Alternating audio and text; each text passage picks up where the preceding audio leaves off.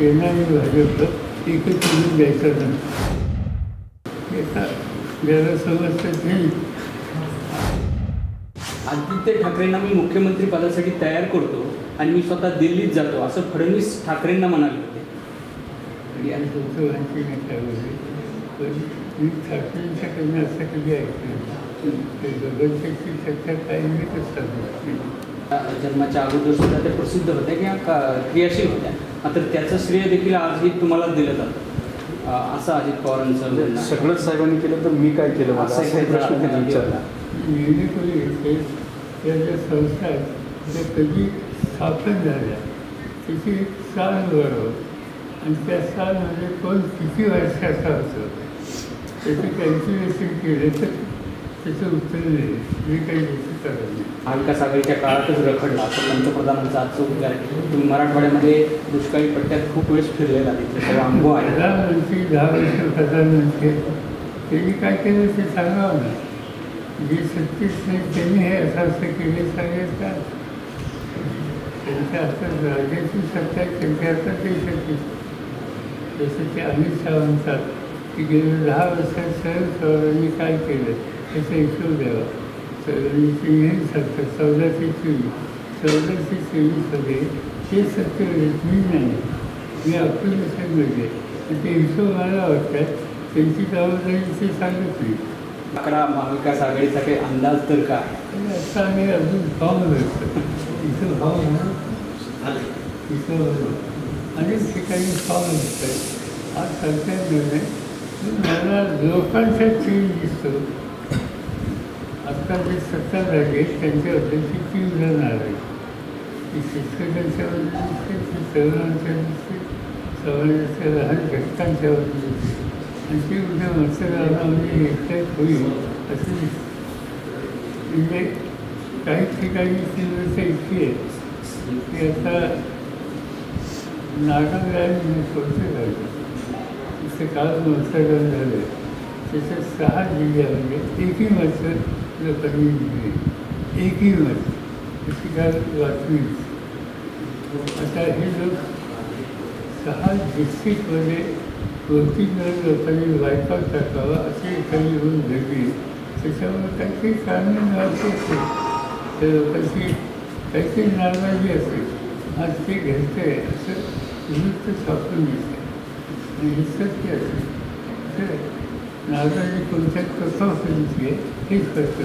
अजित पवारांनी आणखी एक मुद्दा मांडला आहे की 2014 साली ज्यावेळेला शिवसेना आणि भाजपचं सरकार बनू शकत नव्हतं त्यावेळेला तुम्ही भाजपला बिनशर्त पाठिंबा देऊन केला होता. ही सुरुवात तिथून झाली असं त्यांचं म्हणणं आहे. त्यांना कळलं व्यक्तिगत असं की काही झालं तर आम्हाला सेना आणि भाजप एकच करून द्यायचं नव्हतं आणि ते एकच करून न देण्यासाठी मी जर काही गोष्टी बोललो पण शेवटी आम्ही केलं काय हा महत्त्वाचा. शेवटी आम्ही हे 2 घटक दूर होते याची काळजी घेतली आणि ते झाले. ही राजकीय खेळी होती तुमची त्यावेळेची. याचा ज्याला समजतं नाही.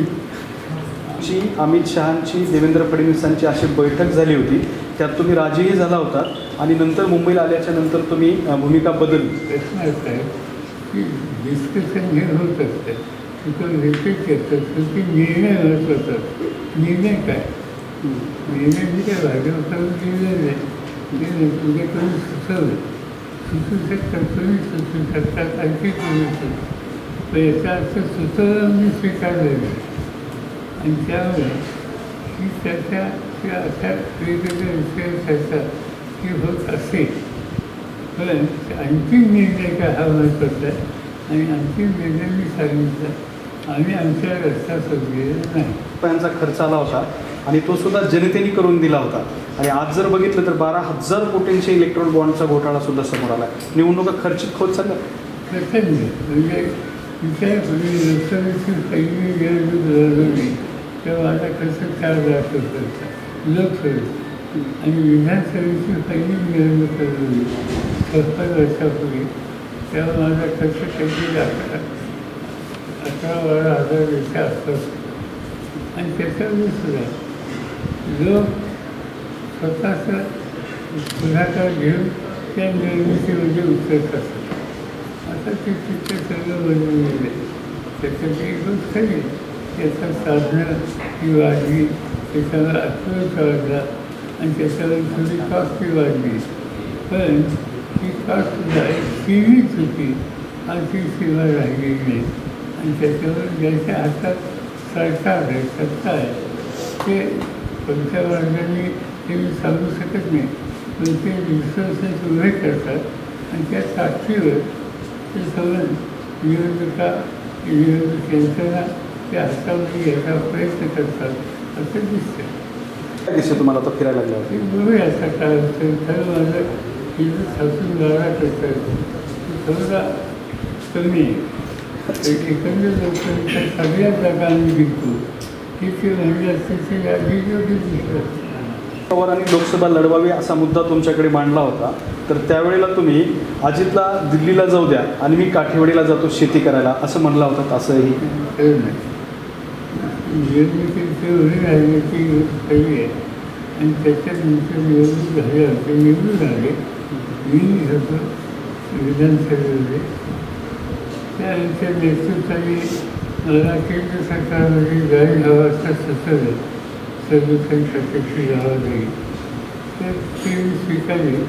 त्यावेळेला ती जी एकाची झाली ती अजित पवारांची झाली. माझी जी एकाची झाली त्या लेखनचे ते घे.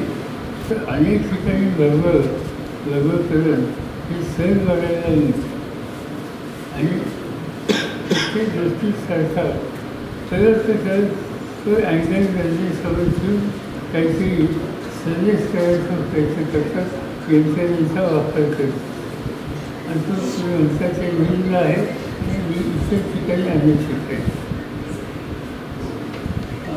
काही कसा असू शकता असं देवेंद्र फडणवीस म्हणाले.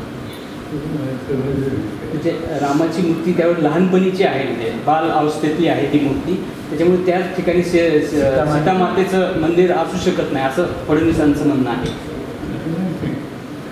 माझा काही अर्थ नाही. फक्त एका सगळे एका महिन्याने हा फक्त मला विचारला तुम्ही सीतेचं संबंधीचं उदाहरण का करत असते. तर त्यानं दोघांचं ऐकलं असा एका भगिनीनं प्रश्न. आता माझं मत नाही किंवा काही दिसते आणि तो माझ्या हाती इतकं सिरियस दिसली नाही की त्याची चर्चा व्हावी. चल.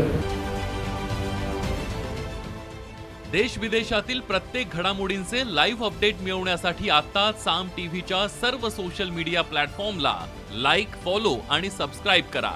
तसंच सर्व नोटिफिकेशनसाठी बेल आयकॉन प्रेस करायला विसरू नका.